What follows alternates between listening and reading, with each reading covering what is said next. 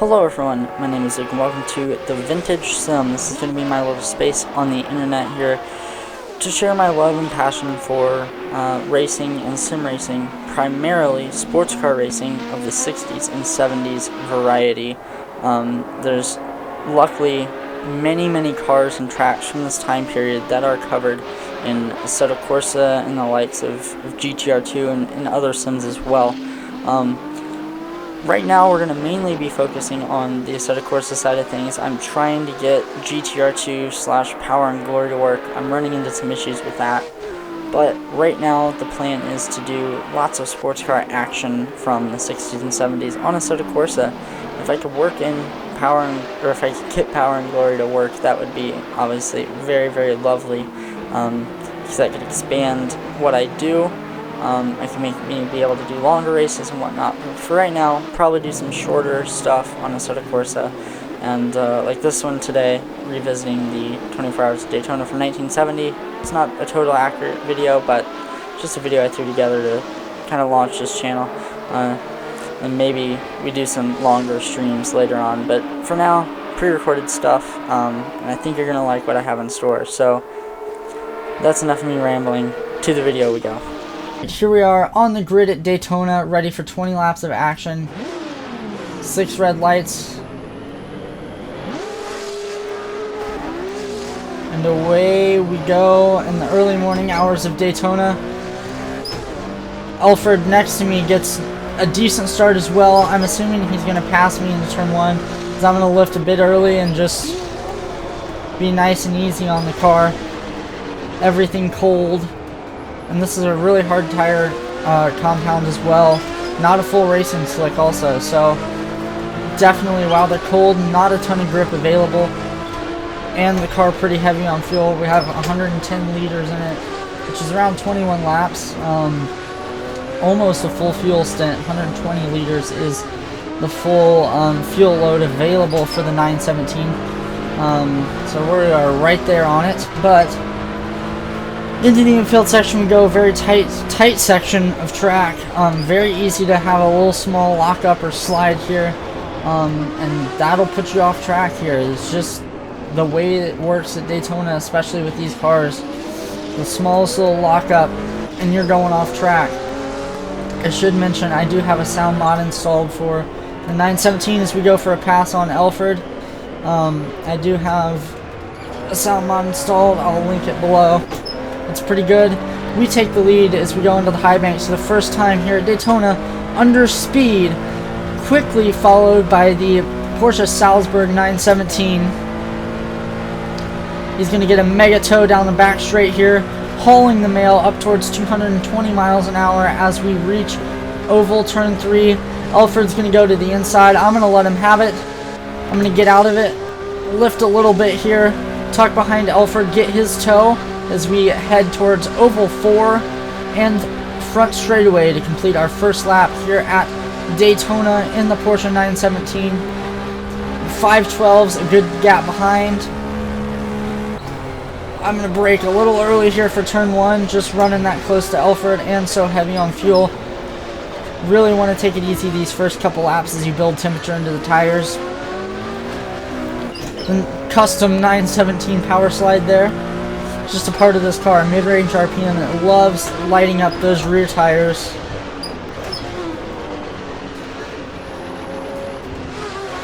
Now we just focus on the Salzburg car here. I should mention I am going to the 24 Hours of Daytona here in a couple weeks. I went last year as well. Mega fun that race is. Definitely a lot of fun. I was just in Daytona too for kart week. I work on a go-kart team as a mechanic, and we were in kart week, and then we also went to Jacksonville for a race the next weekend. It was on our way back home, so yeah, lots of Florida action lately, lots of Daytona action. I really need to figure out why my headlights flicker. It's so annoying, but just modded Assetto Corsa doing its thing. Already had our first retirement here in this 20-lap sprint around Daytona International Speedway. Should just call it Daytona USA since that's what it says on the wall. We grab 5th gear here, still in tow of Alfred. A good back a good gap back to the 512s, and an even better gap back to the other Gulf Porsche 917 entered by John Wire Automotive. That is the number 2 car. We are in the number 1.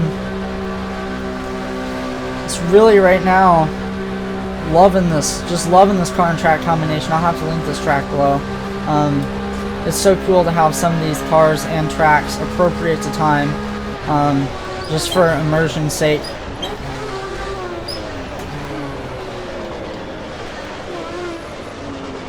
Not too many laps here until we'll start catching lap traffic.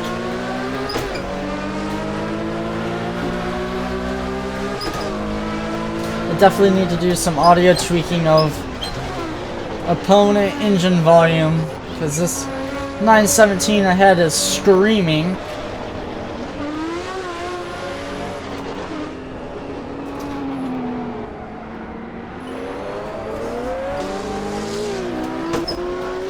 We're going to go for a pass on Elford here.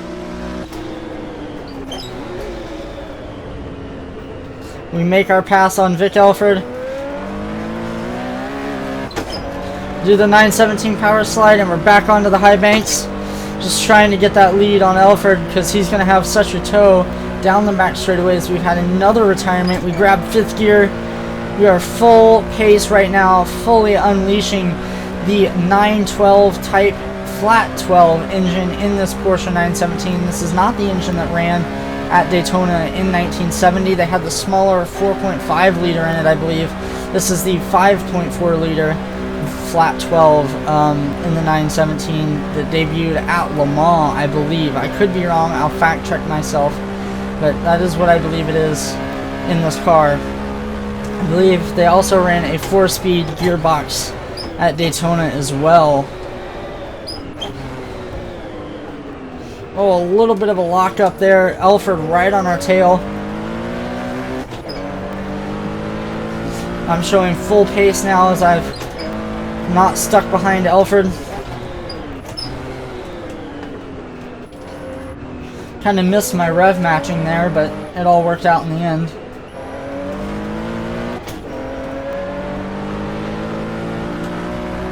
Elford's still on our tail. I'll check the rearview mirror, be a little realistic about it.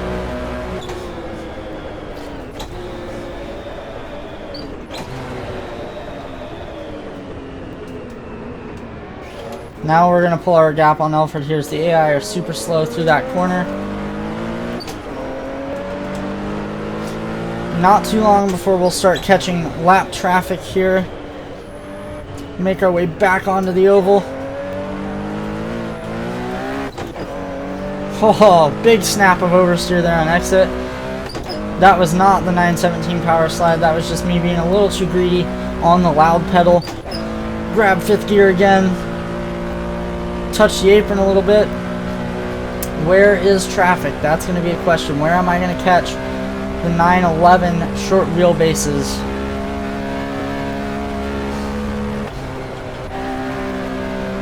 Oh man, absolutely screaming right now. Could you imagine doing this in real life, man? That would be wild. Just wait till you guys see some of the closing rates of these slower cars. We'll be doing close to, 150 miles an hour more than some of these cars.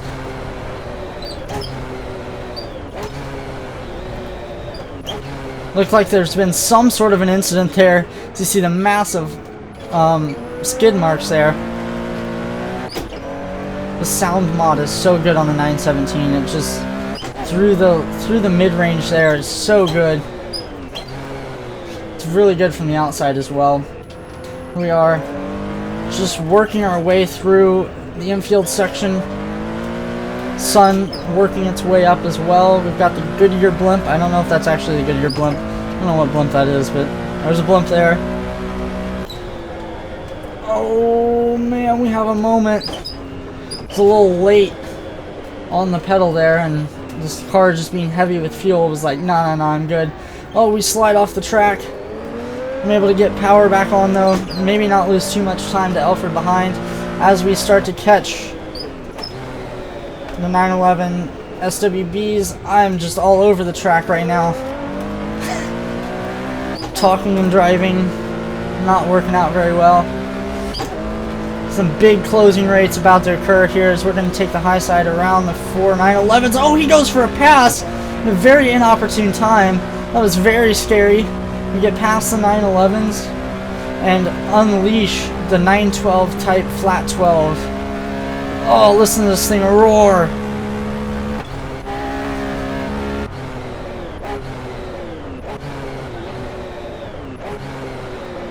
Oh man, this is such a fun car track combination, man. This car is just absolutely moving around Daytona International Speedway. As we have a bit of a yellow flag here as we start to catch our next group of cars. Oh man.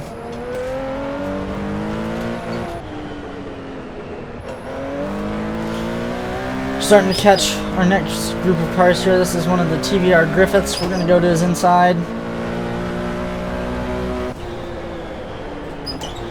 Some Mustang ahead. There's some yellow flags. Must be having some incidents up here. Big old V8, beefy V8 there in that Mustang. I'm just going to sit behind these guys until we get back onto the oval here. And unleash the Type 912. Here we go. Full speed and power. Unleash. We're going to cut these cars. I don't want to get chopped there.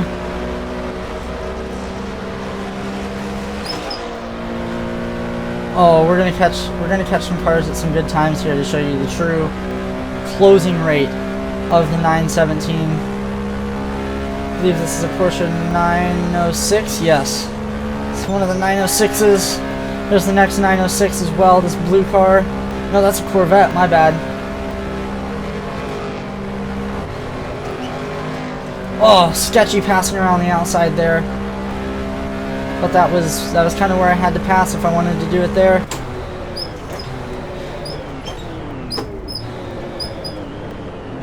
I miss a shift there. Do some damage to the gearbox. So we pass the number 71 Corvette here.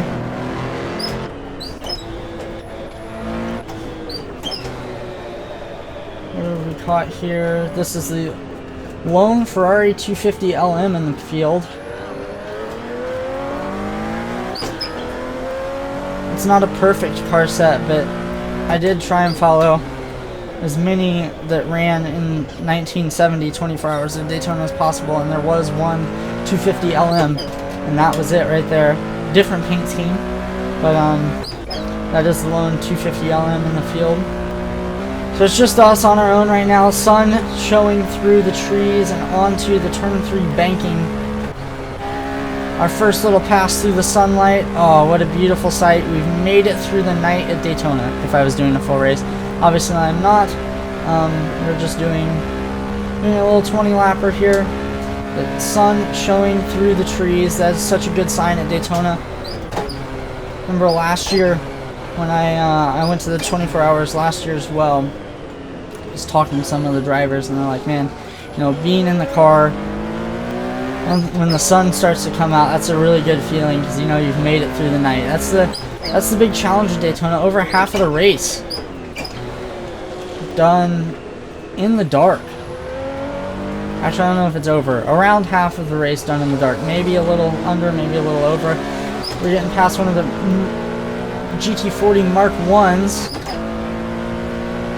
A couple of the Ferrari. This was fillers I put because I didn't have the 312P to use. I couldn't find one that I was willing to install from a normal website, so I believe I did put some Ferraris as substitutes.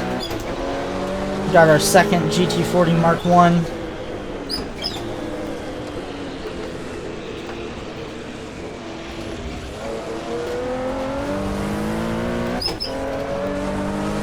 There we go. Successfully navigated this group of traffic.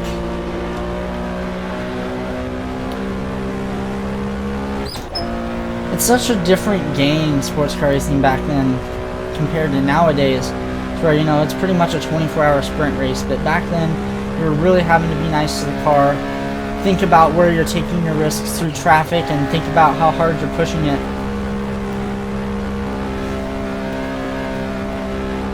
Sunrise, very beautiful on the track here. It's now officially above the trees. The front straightaway lights are off. We'll be turning off our headlights here soon. That bump into turn 1 is super gnarly. Just really unsettles the car here as we're starting to catch the two Porsche 908 LHs, Langheck in German, meaning long tail.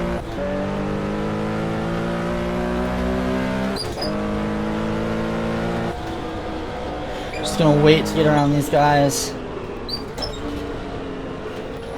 Don't want to make a really silly mistake here and, you know, drive into the back of one of them and hurt the car or make contact and spin off. So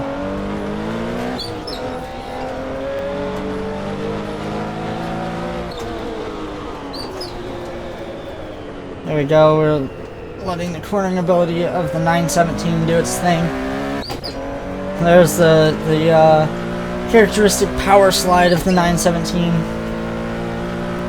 I don't off the top of my head actually know how many horsepower this car has. I think it's somewhere around the 600 range, which is mega for back then. Look at this closing rate here of this 911. Look at it. Dude, we're just blowing by the 911s here. So we go to the outside here through the banking. Taking the high side is a little bit sketchy, but sometimes that's what you got to do when you're overtaking traffic here at Daytona. Just crossing over the halfway mark in our little race here. You can tell that this car actually has some aero grip because as you're driving it, like the high speed stuff, it's really planted. That low speed stuff where the aero is a lot less effective on the car, you can really feel it starting to understeer. Like right there, it's definitely got some big time understeer to it. But it's kind of very characteristic of the sports cars of the time. You know, not a lot of aero help. Aerodynamics was not what it is today, that's for certain. Use a fair bit of engine braking in this corner. Very easy to lock up here. I still kind of missed the apex, but should be all right. Oh, they've taken out the brake marker sign over there. It's kind of interesting. Somebody must have had a little bit of a crash there with that. So we are catching a car of some sort. I don't know what it is.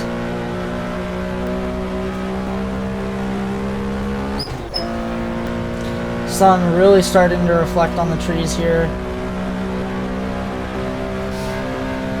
I would love to get GTR2 set up with Power and Glory. I'm just having some issues installing it, so I could do like full-length races and whatnot with 70s and 60s sports cars. But I think you'll guys enjoy this little series I'm starting here with 60s to 70s sports cars. We'll be working our way up, kind of the 60s and 70s as a sports car driver. What is this? This is the Lola T70, that's what this is. Finally caught it. As we catch some other slower cars, we'll give him a flash of the headlights here. Don't know his braking capability, so I'll just brake nice and early for this corner. We catch a Mustang and one of the Griffiths. I think it's the only Griffith in the field. I can't remember his car set necessarily.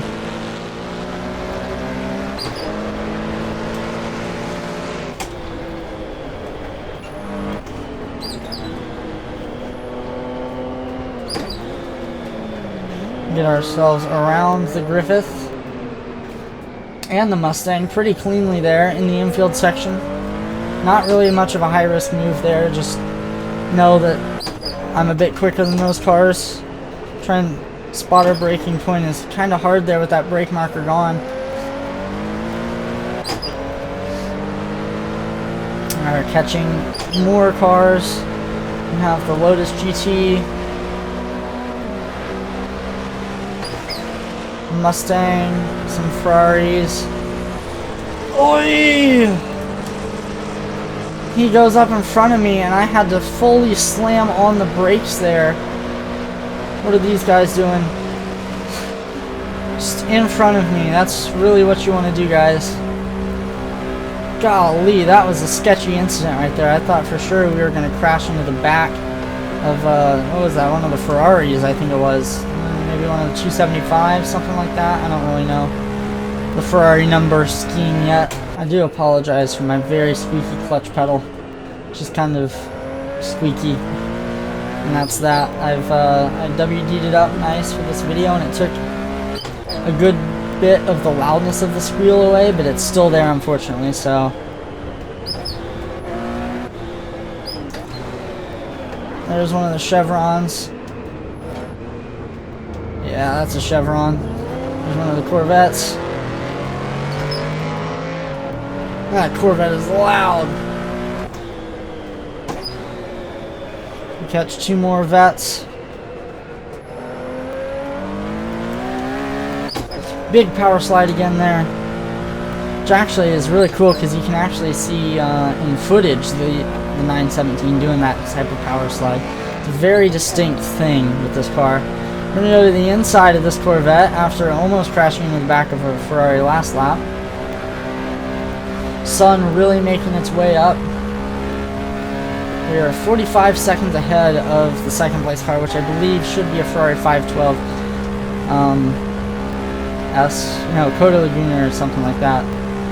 Go to the inside of this guy. What a closing rate, man. Holy crap.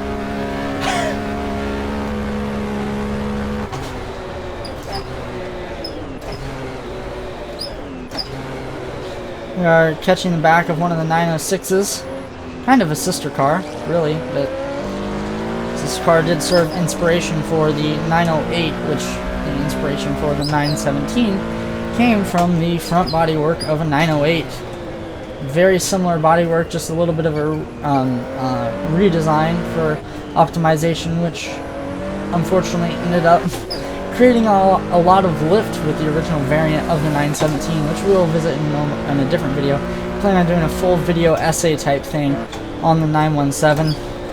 We're catching the other 906. Oh, AI just so slow through that corner, man. I'm fully forgetting about it sometimes, and you catch him at a bad moment. It's like, oh god, I don't have ABS. I can't stop that quick.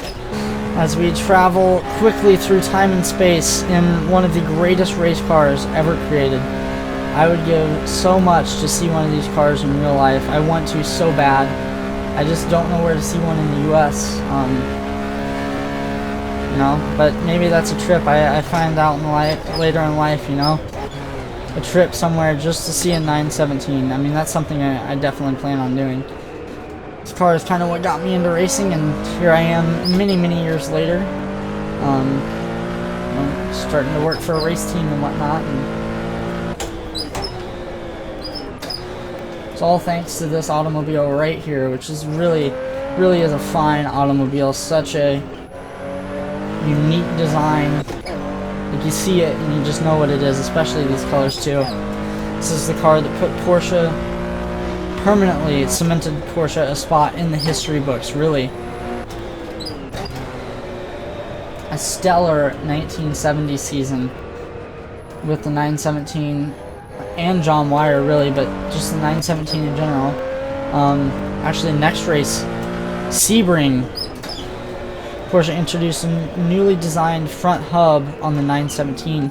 Actually, both of the John Wyer cars had hub failures during the race, and ultimately ended up giving Ferrari the win. I believe it was Jackie Ickx and Mario Andretti that ended up taking it. Oh man, we are catching the other Golf 917 here. He's obviously not had the best race. I've crashed. Oh no, I have crashed from the lead. Oh, I missed a gear, and not having engine braking did it for me. Oh no. Oh, I think we're gonna have to keep that, man. We're gonna have to keep that. Oh, what a crash. Oh man. I'm actually kind of disappointed I just missed that gear. That's our race then, I guess. Good lord, not the best driving for me, but whatever. Is what it is, right? Obviously, a crash was not how I wanted to end that little race there. Really close to the end to lap 16, just the beginning of lap 16. So yeah, that is unfortunate, but whatever. It is what it is. I'm not going to redo this video again. I already had some issues, a computer crash in there, whatever, all that stuff. So that's what we're getting for this video. I know this microphone sounds different because I'm recording this little voiceover at the beginning and the end with a different mic. But I hope you guys enjoyed. Like I said, I have a lot in store. This Porsche 917 video that I'm planning to do and just starting to put together information and footage for is really big. But there was a really cool 1969 version that came out of the 917, both the short and long tail versions, which is just the 917 and the 917 short tail, really, in 1969. So yeah, that's the plan, is to work on that, do some other stuff as well. I think maybe do a 2,000 kilometers of Daytona in here. Yeah, that's about all I have. So I will see you guys next time.